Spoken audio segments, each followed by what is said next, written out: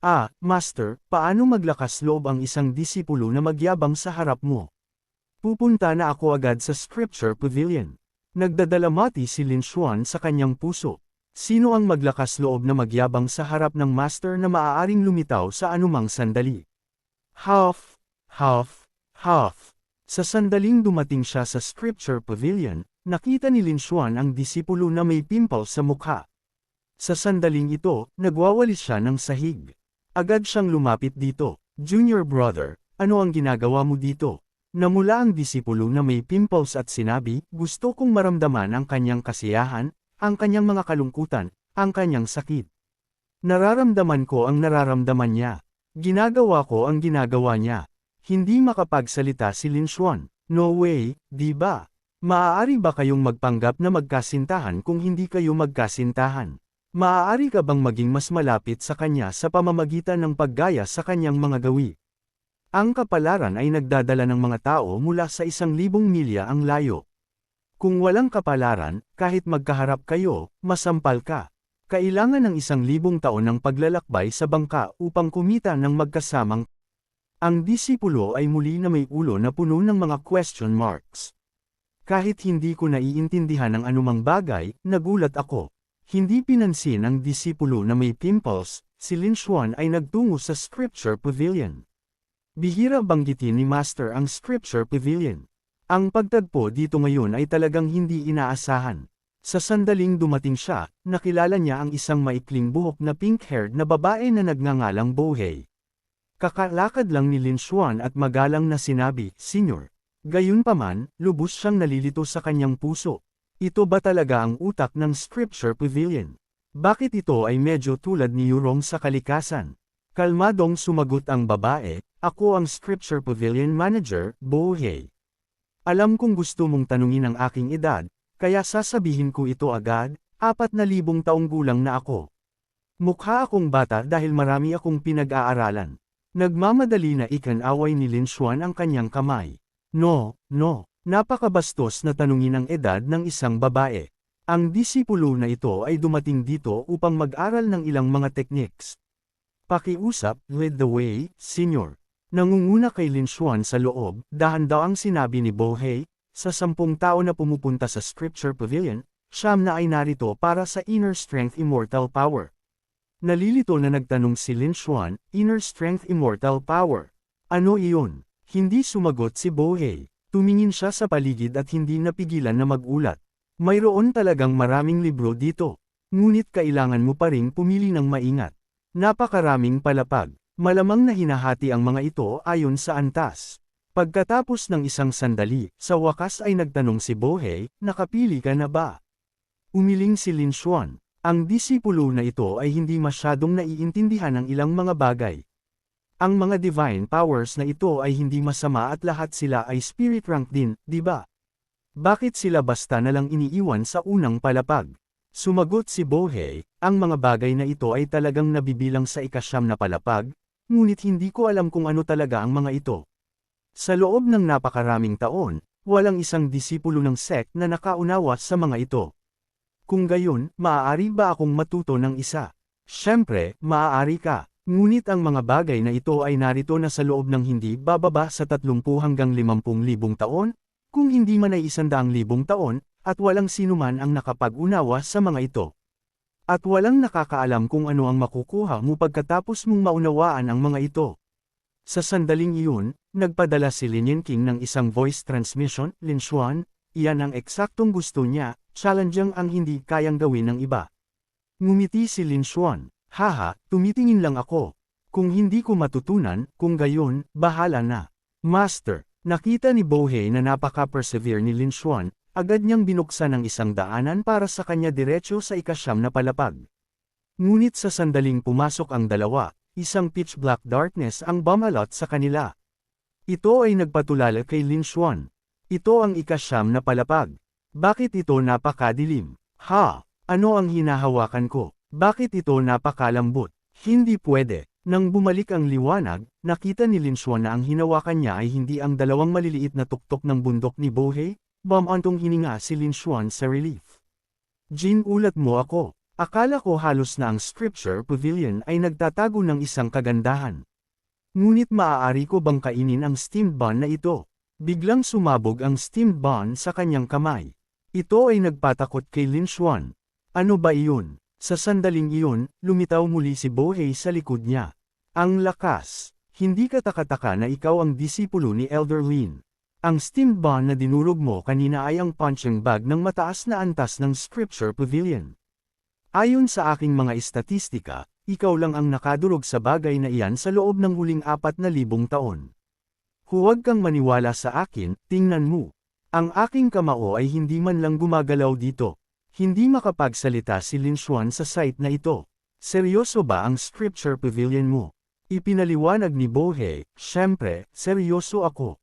Hindi kailangang magmukhang punching bag ang isang punching bag. Ang dahilan kung bakit tayo lumulutang ngayon ay dahil ang cultivation ng 99% ng mga disipulo ng sect na ito ay agad na mapapatay ng punching bag. Karamihan sa mga disipulo ay hindi man lang makarating sa ika-9 na palapag. Huwag mong maliitin ang lugar na ito. Ngumiti si Lin Xuan ng sarkastiko. Hindi ako minamaliit. Ito ay na ang ika-9 na palapag na ito ay hindi ba ito isang kusina? Bakit may napakaraming prutas, steamed buns, at lahat ng uri ng gulay? Sige, tama na ang salita. Magsimula na tayong magsanay. Nakita ang hitsura ni Lin Xuan na nagbabasa ng libro, bahagyang kumunat ang noo ni Bohei. Paano ka matututo ng anumang bagay sa pamamagitan ng mabilis na pag-flip ng mga pahina? Talaga, hindi nagtagal, isinara ni Lin Xuan ang libro. Cultivation complete. Ito ay nagpatulala kay Bohei. Ano ang nangyari sa loob ng 2 segundo kanina? Paano niya natapos agad? Hindi siya pinansin ni Lin Xuan at itinuro ang kanyang daliri sa langit. Sinasabi, ang hindi mahulaan na pagbabago ng lupa ay naganap sa isang sandali. Naintindihan ko ang lahat tungkol sa Heaven's Judgment, 9 Heaven's Lightning Domain, Vajra Divine Body, isang Divine Skill, 2 techniques, at 2 atake. Gusto ko silang lahat. Nang marinig ang mga salitang ito, medyo natulala si Bohei. Akala ko gwapo ka lang, hindi ko inaasahan na mahusay ka rin sa pagbubuhat ng sarili. Hehe, sa totoo lang, ang nakasulat sa bagay na ito ay ganap na kabaligtaran sa natutunan ko ilang dekada na ang nakakaraan. Kung hindi, alam ko na ito sa 1 segundo. Seryoso, di ba? Pagkatapos noon, isang malaking pagyanig ang umuga sa lugar, na nagpagulat sa kanilang dalawa. Malaki iyon. May nangyayari talaga sa labas.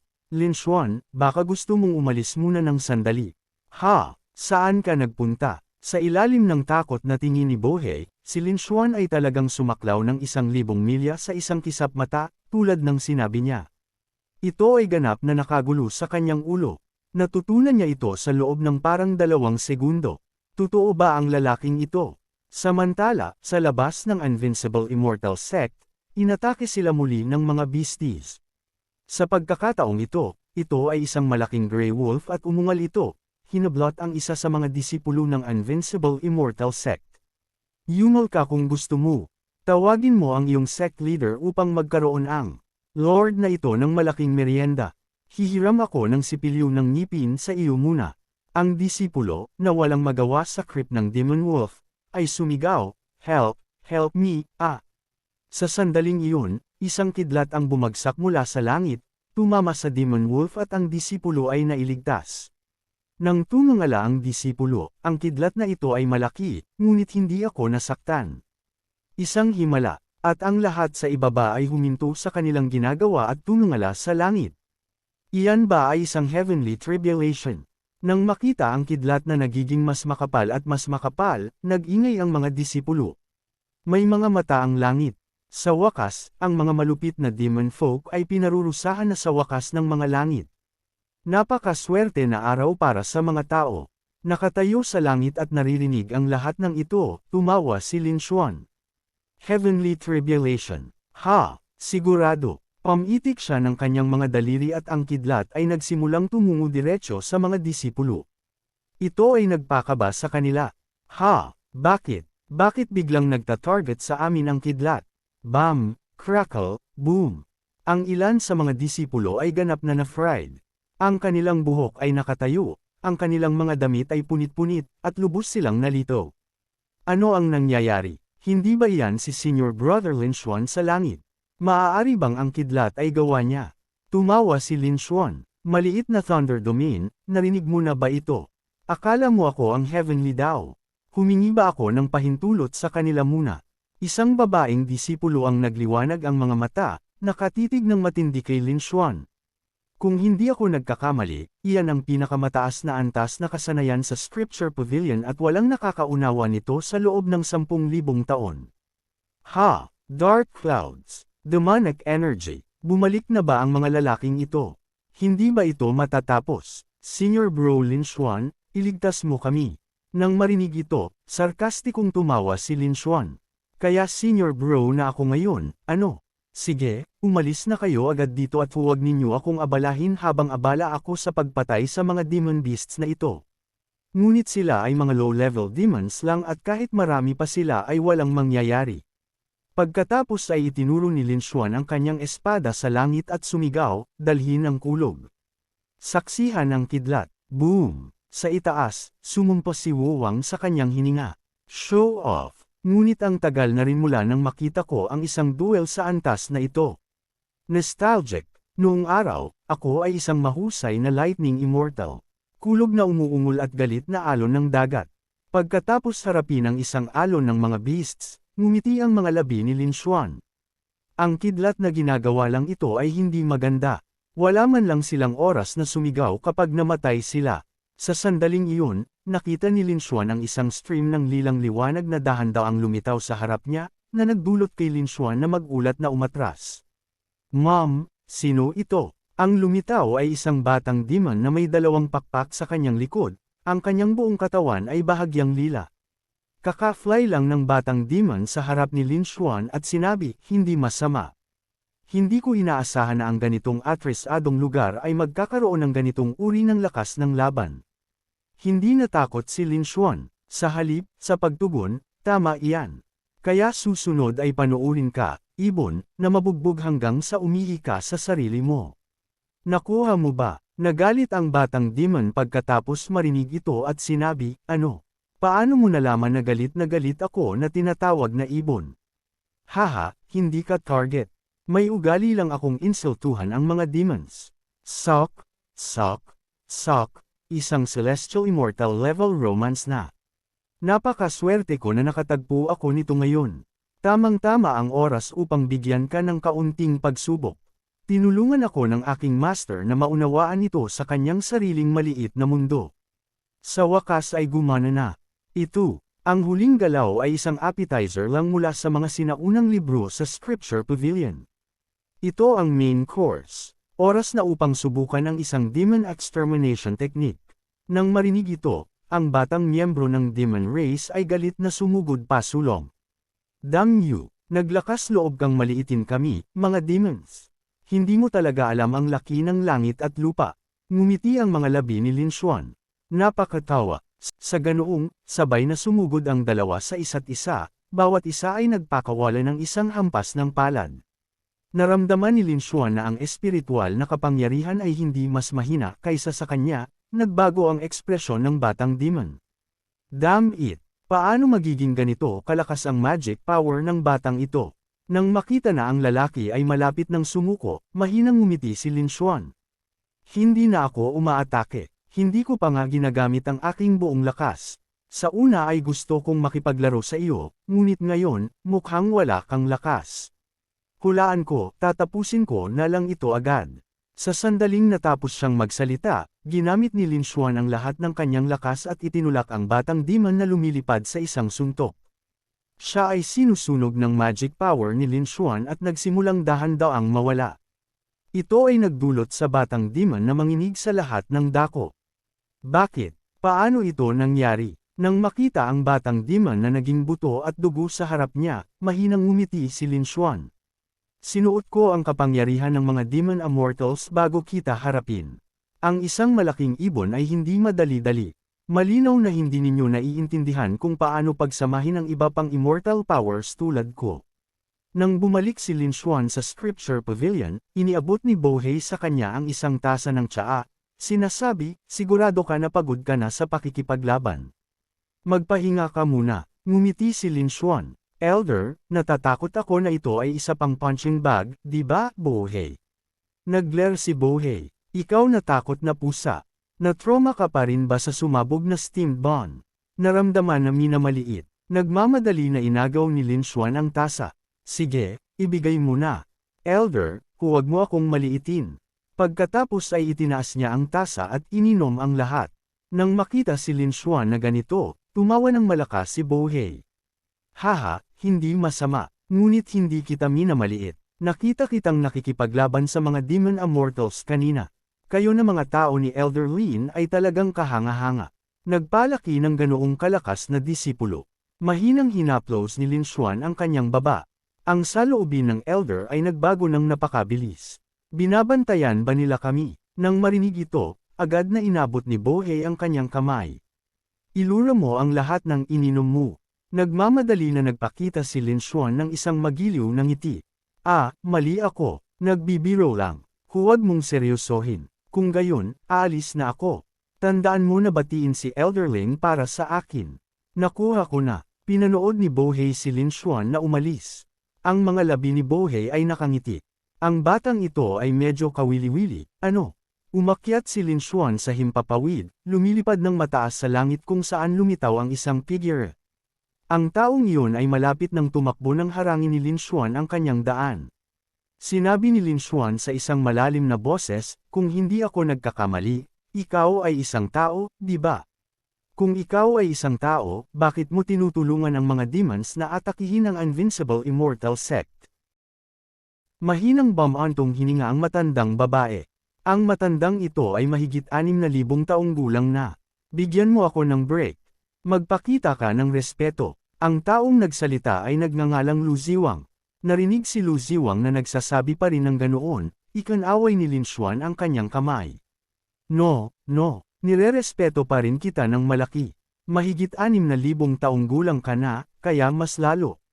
Akong nagtataka kung bakit ka naging kaaway ng human race. Mahinang bumantong hininga si Lu Ziwang. Binata, hindi mo alam kung ano ang ibig sabihin ng nahuli sa isang sitwasyon na lampas sa iyong kontrol. 6,000 taon na ang nakakaraan, ang matandang ito ay nasa Invincible Immortal Sect, tumatanggap ng pinakamagandang pakiramdam sa mundo. Narinig ito, si Lin Xuan ay nababalutan ng pawis. Pakiusap, huwag mong gamitin ang salitang iyan. Ngunit mukhang hindi napagtanto ni Lu Ziwang ang anumang bagay, nagpakita pa rin ng isang cute na hitsura. Tama iyan. Ito ay pag-ibig. Sumuko si Lin Xuan. Seryoso, ang salitang iyon na nagmumula sa bibig ng isang 6,000 taong gulang na babae ay masyadong marami. Kahit na mayroon kang ilang napakahalagang dahilan, sinaktan mo pa rin ang mga walang kasalanan na disipulo sa ating Invincible Immortal Sect. Ikaw na matandang hag ay isang taksil na nagtatrabaho bilang mga aso para sa mga demons. Hindi kita mapapatawad. Mahinang sinabi ni Lu Ziwang, Little brother, alam kong galit na galit ka ngayon, ngunit mayroon akong mahahalagang bagay. Dalhin mo ako upang makilala ang iyong sect leader Duang King. Nag-isip sandali si Lin Xuan, pagkatapos ay dinala ang matandang babae pababa sa pangunahing bulwagan ng sect. Sect leader Duan, may naghahanap sa iyo. Lumabas ka at tingnan mo. Mukhang iyan ay ang iyong kasintahan. Lumabas si sect leader Duan, nililinaw ang kanyang lalamunan. Kilala ko ang taong ito. Lin Xuan, nagtataka lang ako kung bakit ang bilis mong bumalik. Mayabang na sinabi ni Lin Xuan. Sect leader Duan, hindi dapat sabihin ng isang lalaki na siya ay mabilis. Sasabihin ko lang ang 4 na salita sa iyo, instant transmission. Pagkatapos ay lumingon siya kay Lu Ziwang at sinabi, dinala na kita sa sect leader. Magmadali ka at isulat mo ang iyong huling habilin. Teka muna, hindi pa nga ako nakikipag-usap sa iyong sect leader. Napakabata mo pa, bakit ka nagmamadali? Ano ba ang pinagsasabi mo? Sa ilalim ng matinding tingin ni Lin Xuan, nagsalita si Lu Ziwang. Sect leader Duan, naaalala mo pa ba ako? 6,000 taon lang ang nakakaraan mula nang huli tayong magkita, pagkatapos ng lahat. Siyempre, naaalala kita. Ikaw si Lu Ziwang, ang inaasahang daw kompanyo ni Lu Zi noon. Waha, sect leader, hindi ko pa nga nabubuksan ang aking bibig at nabanggit mo na ang pangalan na ayaw ko nang marinig pa. Sect leader, alam mo na kami ni Lucy ay perpekto para sa isa't isa noon. Nakakalungkot lang na patuloy siyang naglalaro sa labas, kaya naghiwalay kami sa galit. Sinubukan pa nga niya akong balikan noon, ngunit determinado akong umalis. Nang maghiwalay kami, binigyan niya ako ng brocade pouch na ito. Buntong hininga, baka nakita niya na ang matandang babae na ito ay mayroon pa ring nararamdaman para sa kanya. Nakita niya kung gaano ako kagalit. Itinago niya ang kanyang mga salita sa scented pouch na ito, umaasang bubuksan ko ito at babasahin kapag kumalma na ako. Ngunit kahit na sinabi niya iyon, hindi ko kailanman kayang buksan ito. Sa loob ng nakalipas na 6,000 taon, mas masama ang naramdaman ko kaysa sa patay araw-araw. Ngayon, ginugulo ko ang sect leader upang bigyan ako ng solusyon. Gusto ko lang na ibalik ng sect leader ang brocade pouch na ito kay Lucy. Nang marinig ang mga salitang ito, mahinang sinabi ni sect leader Duan, ayon sa sinasabi mo, parang nakita mo na sa wakas ang liwanag. Tumayo ka muna. Kung ganoon ka nag-aalala tungkol sa brocade pouch na ito, bakit hindi mo buksan at tingnan kung ano ang iniwan niya para sa iyo, pagkatapos ng lahat? Narinig ito, bamantong hininga si Lin Xuan sa kanyang puso. Dapat ko bang sabihin sa kanya na si Lucy ay walang posibleng mahalagang bagay sa pouch na iyon? Isa lang itong bitag. Sige, ang iyong kwento ay napakagaling. Ngunit pinapayuhan pa rin kita na patayin ang lahat ng pag-asa bago kita patayin. Huwag mong buksan ang brocade pouch na ito. Pinigilan siya ni sect leader Duan. Teka muna, Lin Xuan, bakit kailangan mong patayin siya? Sinabi ni Lin Xuan sa isang malalim na boses dahil niloko niya ang Invincible Heavenly Sect. Niloko niya ang dakilang layunin ng human race at nakipagtulungan sa demon race bilang kinatawan ng alyansa. Mahinang bamantong hininga si sect leader Duan. Sai, nagkamali rin siya na nagdulot ng walang hanggang pagsisisi. Ngayon na gusto niyang bumalik, hayaan siyang magbayad para sa kanyang mga kasalanan. Naniniwala ako na hindi na niya gagawin ang ganitong klaseng bagay sa hinaharap. Binata, huwag kang masyadong nagmamadali sa buhay. Medyo naiinis si Lin Xuan. Lahat kayo ay nagsasalita na parang galing sa parehong halmahan. Sige, dahil nagsalita na ang sect leader, hindi na ako magsasabi ng anumang bagay pa. Ang mahalaga, mas mabuti pa rin na huwag buksan ang brocade pouch na iyon. Nalito na nagtanong si Lucy Wang. Ano ang ibig mong sabihin? Bakit hindi ito maaaring buksan? May alam ka ba? Pagkatapos umalis sa Invincible Immortal Sect, tiniis ko ang lahat ng uri ng paghihirap at bawat oras na nakikita ko ito, naisip ko siya at mayroon pa rin akong pag-asa na mabuhay. Naalala ni Lin Xuan ang bitag na ibinigay sa kanya ni Old Lu at bamantong hininga. Natatakot ako na pagkatapos mong makita ang nilalaman sa loob, baka hindi mo na siya mapatawad. Mas mabuti pang iwan ang kagandahan sa iyong alaala. Sa pag-iisip nito, binuksan niya ang kanyang bibig. Kaya dapat ka pa rin. Bago matapos magsalita si Lin Xuan, pinutol siya ni sect leader Duan.